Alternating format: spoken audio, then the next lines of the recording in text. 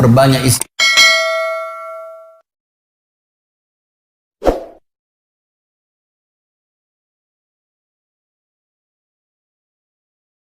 Perbanyak istighfar, secara khusus masalah istighfar.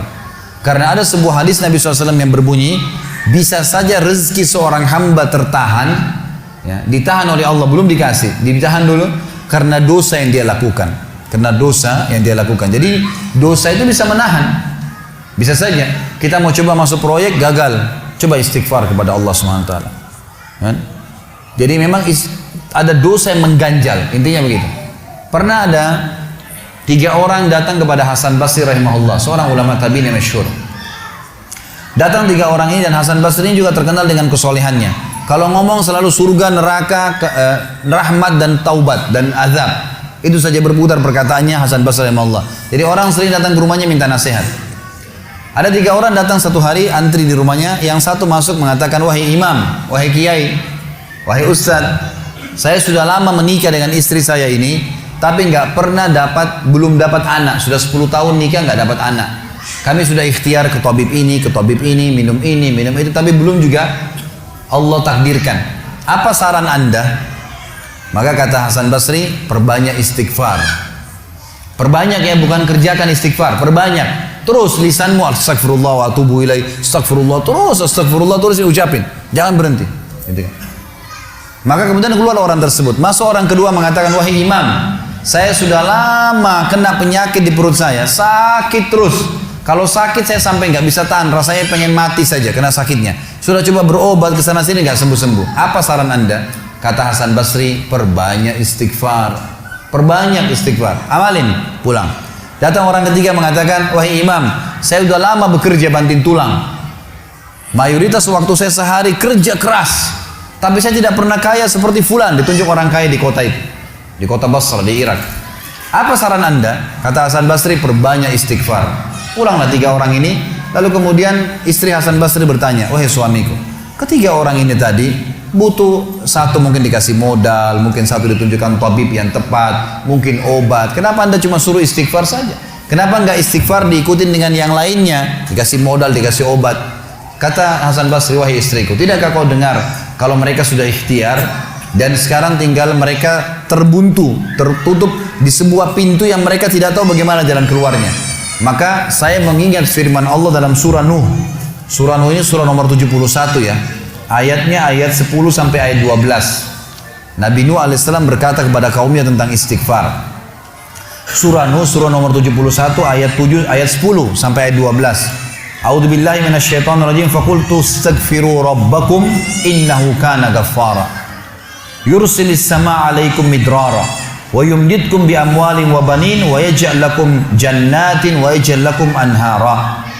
Kata Nabi, kata Allah Subhanahu wa taala, Nuh berkata kepada kaumnya, istighfarlah, minta taubatlah kepada Tuhan kalian, sesungguhnya Dia Maha menerima taubat hamba-hambanya. Manfaatnya Dia akan menurunkan untuk kalian dari langit midrara. Midrar, kata para ulama tafsir, bisa berarti hujan yang lebat, bisa berarti rezeki yang non-stop, terus dikasih sama Allah bertubi-tubi. Dan dengan istighfar Allah akan memperbanyak harta dan keturunan kalian, dan Allah akan jadikan kebun-kebun kalian lebat, dan Allah akan suburkan juga seluruh sungai-sungai kalian. Jadi di sini manfaat daripada istighfar.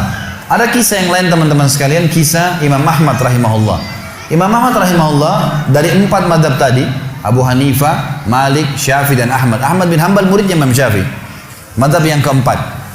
Imam Ahmad rahimahullah di akhir hidup beliau ulama besar hadis. Di akhir hidup beliau pernah terlintas di benaknya untuk mendatangi sebuah kota di Irak.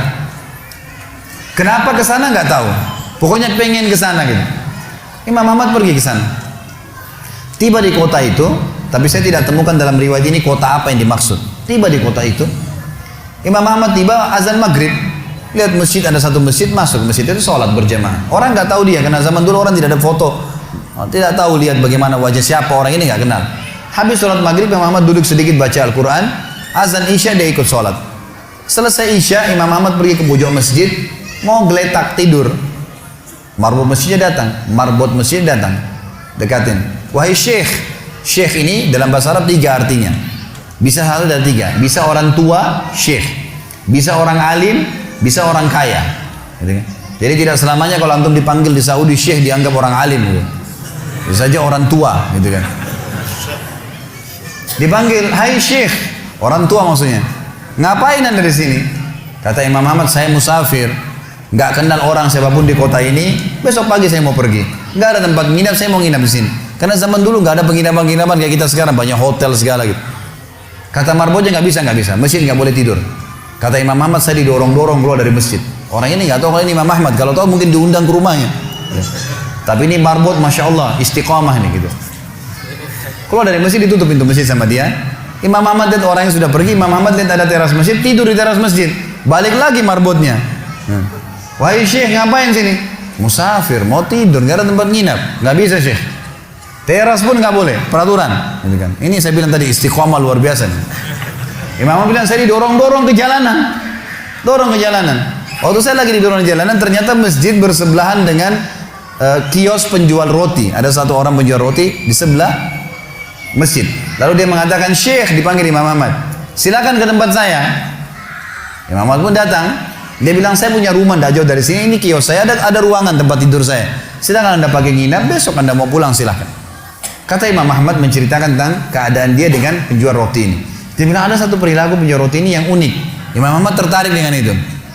Dia bilang, setiap kali orang ini pecahin telur, ngambil terigu, ngambil garam, itu sambil astagfirullah wa atubu ilaih, astagfirullah wa atubu ilaih. Terus lisannya nggak pernah berhenti nih, astagfirullah wa atubu ilaih. Kecuali Imam Ahmad bilang, saya ajak ngomong atau dia bertanya pada saya.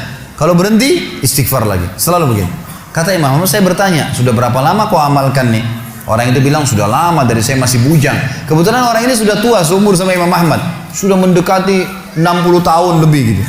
Baik, dia bilang, sudah lama, dari saya masih bujang. Kata Imam Ahmad, ma thamaratu istighfarik, apa manfaatnya istighfarmu? Apa yang kau dapatkan dengan istighfar yang sebanyak ini? Kata dia, tidak ada apapun yang saya minta kepada Allah kecuali diijabah. Apa saja saya minta Allah kasih, tinggal satu yang belum Allah kasih. Kata Imam Ahmad, apa itu? Dia bilang, saya minta dipertemukan sama Imam Ahmad. Lah ya, kisah nyata. Imam Ahmad mengatakan, Allahu Akbar, istighfarmu lah yang membuat saya datang ke kota ini, tidak tahu kenapa. Istighfarmu yang membuat marbot masjid mendorong-dorong saya keluar masjid. Istighfarmu yang mendatangkan saya ke tempat ini, tempat praktekmu, ke rumahmu. Karena saya adalah Ahmad bin Hanbal. Saya adalah Ahmad ibn Hanbal.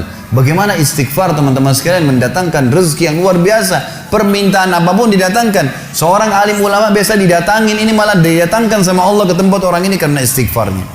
Dari memperbanyak istighfar manfaatnya sangat besar. Hadis Bukhari kata Nabi SAW, siapa yang mulazamah selalu istighfar, Allah akan jadikan jalan keluar dari masalahnya dan Allah akan berikan rezeki dari tempat tidak disangka-sangka.